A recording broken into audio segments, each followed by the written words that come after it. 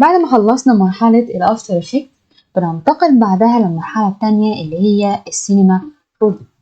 طبعا السينما المفروض ان انت عندك فكرة ولو بسيطة عن introduction في السينما، عارف يعني شورت كاتس بسيطة في البرنامج. ودورنا هنا ان احنا نبدأ نتعامل مع التراكنج في الفيديو. عشان تتعامل مع التراك بشكل اساسي، البرنامج لما بنبقى فاتحين الستاندرد بيبقى فاتح المنظر اللي احنا شايفينه، التولز العادية المتعارف عليها في البرنامج. علشان نتعامل مع التراك بنحتاج لتولز معينة، وعشان كده سينما 4D مجهز لنا لاي اوت خاصة بيها بالتراكنج بيسهل علينا التعامل معاها بشكل اسرع. ودي هنلاقيها لما نضغط على كلمة تراك، هتلاقي على طول اللاي اوت اتغير وبقى جاهز بالتراك فيو زي ما احنا شايفين. لو لاحظنا هنا وقرينا بيقول لك دبل كليك تو كرييت empty object، وده معناه ان هو عايز منك الاوبجكت اللي هيبدأ يشتغل عليه التراكنج. فبمجرد ما اعمل دبل كليك لو بصيت على الاوبجكتس هتلاقي حاجة اسمها موشن تراكر، هو طلع لك التراكر بتاع سينما 4D. عارف على الاستعداد دلوقتي ماشي. وبعدين محتاج بقى فين دبل كليك تو سيلكت فوتج، فين يا سيدي الفيديو اللي انت عايزني اشتغل عليه. بمجرد ما اضغط دبل كليك بيفتح لي على طول الويندو، واللي من خلالها بدور على الفولدر اللي احنا رندرناه في المحاضرة اللي فاتت.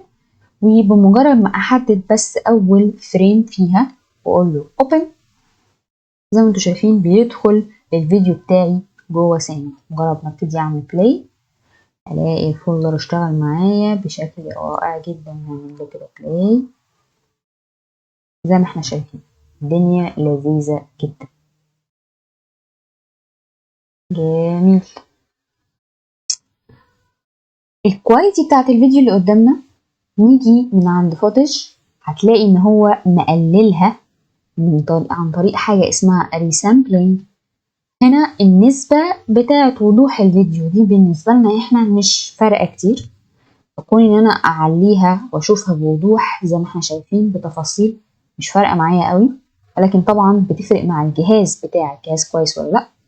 فلو خليناها 50% مش هيقول لا، تبقى كويسة. بلورد شوية ولكن مناسبة. تمام. طبعا هنا التراك هيبدأ ياخد حتت كويسة هيطلعها لي، وفي أماكن تانية فيها حركة زي اللي فيها حركة الناس هيطلع لي فيها ايرورز ومشاكل.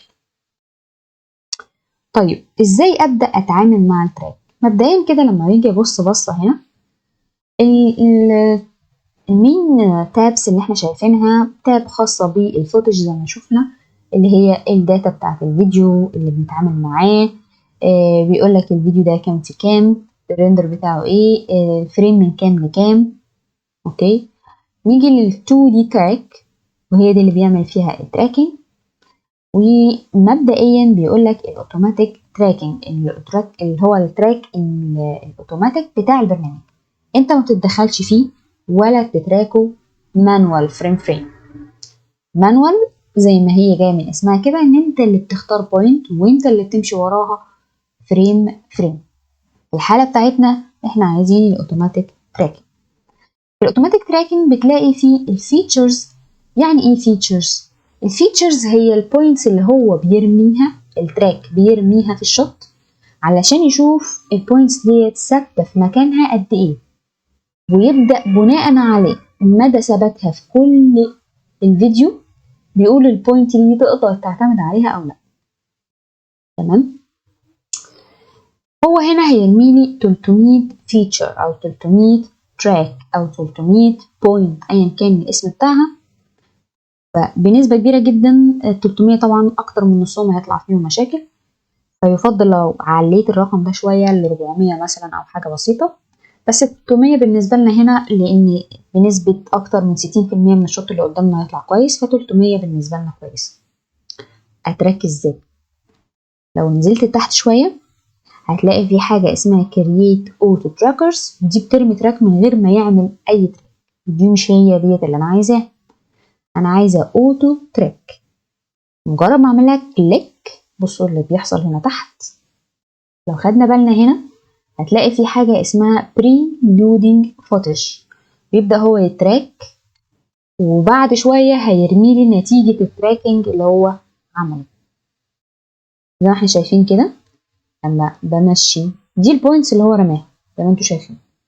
طبعا رماها بشكل عشوائي جدا على كل اوبجكت هو شايفه، من اول المبنى من فوق لتحت لحاجات في الارض، للتماثيل، للاعمده، لكل حاجه. وطبعا في منهم على الناس اللي بتتحرك ودي اللي هيطلع فيها مشاكل. كمان هتلاقي ان في بعض البوينتس هنا بتظهر وتختفي معايا. بصوا في الاول كان ظاهر حاجات كتير، مع الوقت بدأت تختفي. طب بتختفي ليه؟ مع ان ديت مفيهاش حاجه بتتحرك. ايوه، ما هو ممكن يكون اختلاف في الاضاءه، اختلاف في الريفلكشن، اختلاف في حاجه معينه، ان التراك بيمسك بوينت بيكسل دي لو اختفت خلاص التراك بتاعها بيختفي. دي الفكره بقى. طيب انا كيوزر اعرف منين مين في دول اللي سليم ومين اللي مش سليم، مين اللي اعتمد عليه ومين اللي ما اعتمدش عليه؟ ده بقى دور السولف، ال 3D سولف. 3D سولف بيبدأ يبص بقى على كل البوينتس ديت، كل الفيتشرز ديت، ومع الانيميشن مع حركة الفيديو بيشوف مين اللي ثابت ومين اللي مش ثابت ويفلترهم لي ويديني نتيجة. تعالوا كده نبص عملي. بروح لل 3D سولف والداتا اللي قدامي ديت هي عبارة عن داتا افتراضية للكاميرا اللي لقطة الفيديو اللي قدامنا. تمام؟ انا اللي بيهمني فيهم ان انا بروح لران 3D solver، كليك نفس المكان هتلاقي بيعمل لي 3D solve، بس المرة دي بيمشي بشكل اسرع بقى، ان هو بيسولف الايه البوينتس او الفيتشرز اللي اتحطت، مش بيتراك من اول وجديد. بعد ما بيخلص بيديني نتيجة. طب ما انا مش شايفة حاجة، لا ما انت عشان تشوف حضرتك هتروح للاوبجكتس وتفتح بقى الموشن تراك، جوه هتلاقي فيه كل حاجة. دي الكاميرا اللي هو طلعها بعد السولف، دي الفيتشرز اللي هو طلعها، وهتلاقي الوانها اتقسمت لثلاث الوان. بصوا اكترهم اللون الجرين واللون البينك او الاحمر. تمام؟ دول عبارة عن ايه؟ لو انتوا خدت بالكم في اجزاء لونها احمر، في اجزاء تانية لونها بينك او لونها اخضر، وفي بين البنيني في النص في الفيديو بتاعنا ككل. الاخضر او الجرين فيتشرز تقسيمتها ازاي؟ الجرين اكتر بوينتس ثابته في الشوت، يعني اكتر نقط ريلايبل تقدر تعتمد عليها في شغلك. الاحمر العكس، اكتر بوينتس مطلعه له ايرورز وبالتالي مطلعه لي مشاكل فما اعتمدش عليها اصلا. والتانية اللون الوسط بين الاتنين، ده زي معناه كده وسط، يعني والله نسبة الايرور بتاعته 50% مثلا، حاجة زي كده. طب انا عايزة اطلع بره الكلام دوت واشوف جوه السينما الدنيا معمولة ازاي. عايز تطلع بره الكلام ده، هتطلع بره الكاميرا كده، نضغط منها بره كليك وهتلاقي الشوت بتاعي. نرجع باك، دي الكاميرا اللي طلعت بعد التراكنج. زي ما انتم شايفين لو احنا حللناه كده من على بعد وبصينا كده، ده كده المبنى اهو. دي الاوبجكتات اللي كانت موجودة قدامه، تماثيل، الحاجات اللي احنا شايفينها. طبعا كل الاخضر ده هو اللي نقدر نعتمد عليه، الاحمرات اكيد لا، والبينكس مش بنحتاجها لدرجة كبيرة.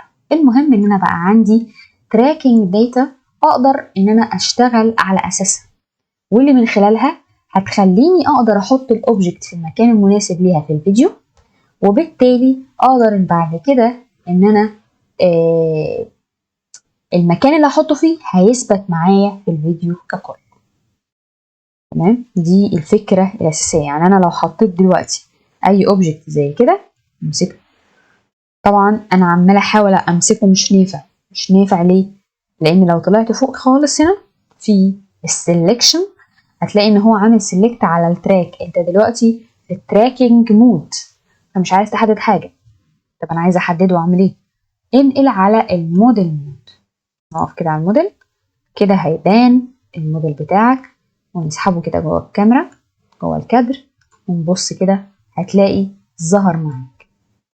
تعالى بقى نعمل كده انيميشن، هتلاقي زي ما انتوا شايفين ثابت في مكانه، وده لانه دلوقتي هو محطوط على ارض ثابته والكاميرا بتتحرك حواليه، فبالتالي ثابت مع التراك بتاعنا. في المحاضرة الجاية بقى إن شاء الله نشوف إزاي هنستغل التراكنج أو ال 3D تراكنج اللي عملناه مع بعض ده في إن إحنا نضيف 3D object من خلال استخدام الداينامكس في السينما، الأوبشنز الرائعة الجميلة جدا في السينما، وإزاي إن إحنا ندمج الكلام ده في الفيديو بشكل قوي جدا.